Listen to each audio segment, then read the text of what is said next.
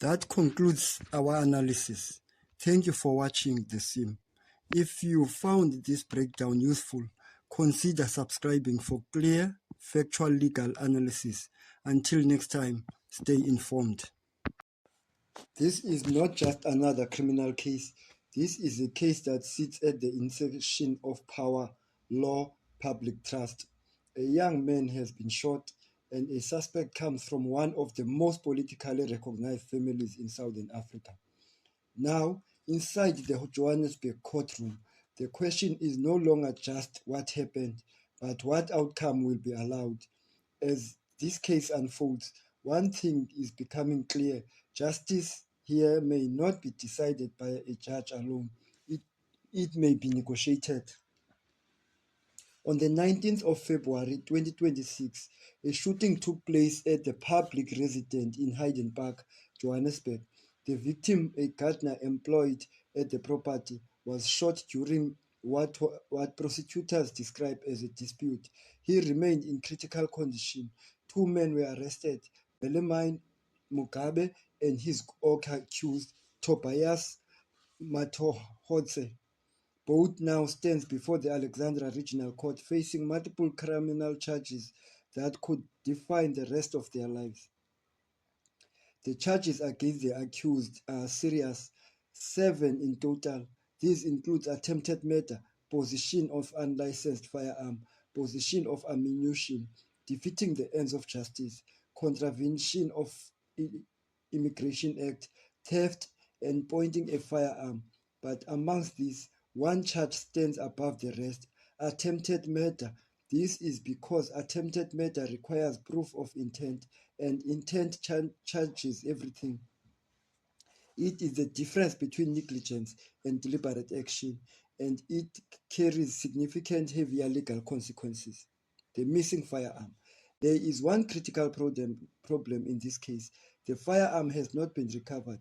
That single missing piece of evidence has shifted the balance of powers.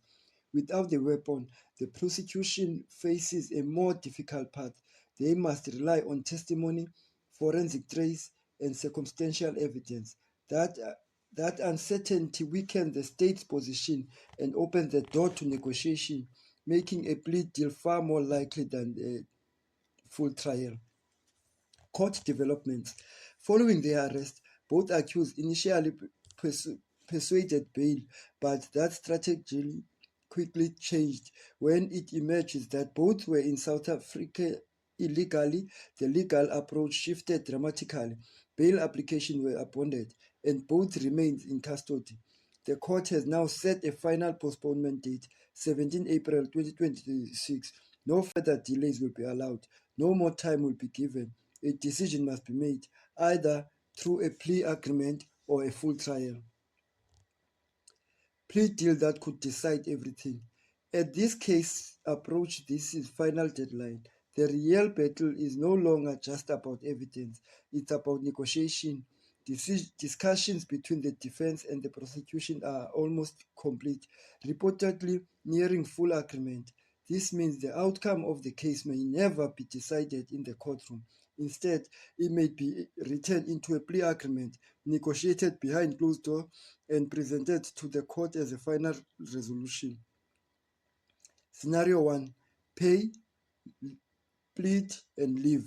The first is the most likely outcome is reduced charges scenario.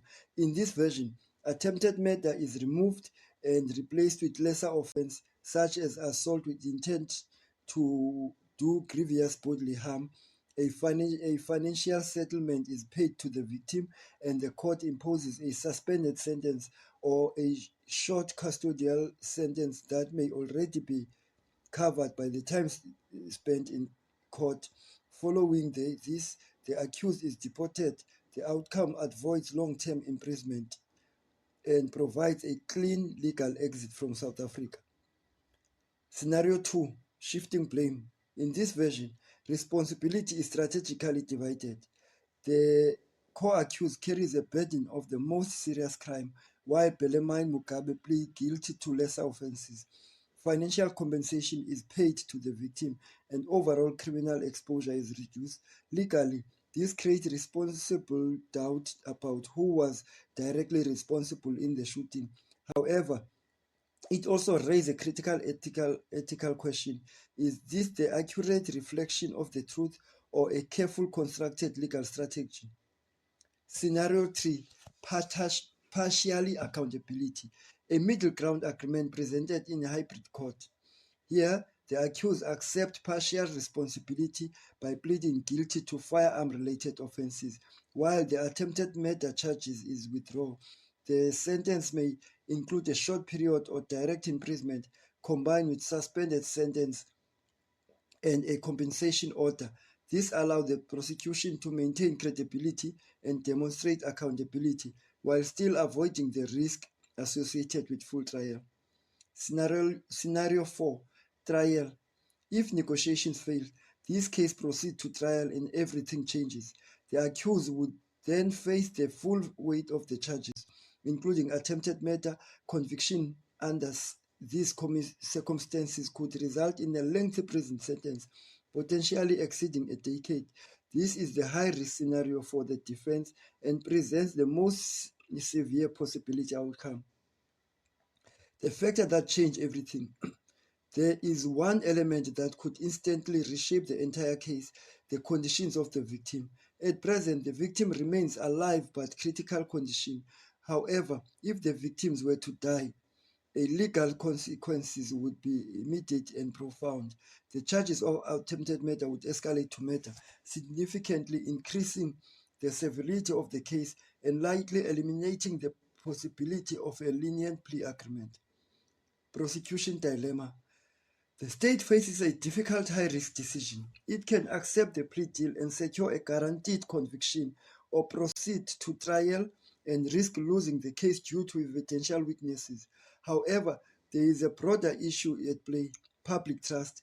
If the outcome appears to favor wealth and influence, the damage will extend beyond this case and impact confidence and in the justice system as a whole.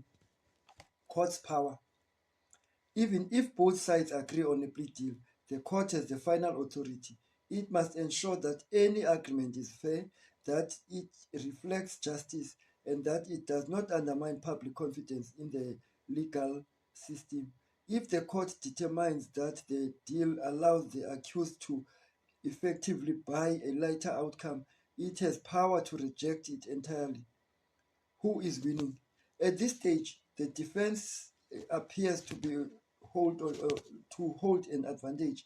The missing firearm weakened the prosecution's case, and the near finalized plea deal suggests strategic upper hand. Deportation also provides a pathway out of a long-term imprisonment. Meanwhile, the prosecution is under pressure to balance legal success with public perception, and the eyes of the public remains fixed on the outcome. Final verdict, the question that remains. This case is no longer just about guilt, it's about the outcome. The central question is simple but powerful. Will justice be delivered in a courtroom or negotiated behind closed doors? What happens next when defined more than just in this case? It will shape how justice is perceived, how power is understood, and whether the legal system is seen to truly equal. In the end, the case may become defining moment for justice in South Africa. That concludes our analysis. Thank you for watching The Sim. If you found this breakdown useful, consider subscribing for clear, factual legal analysis. Until next time, stay informed.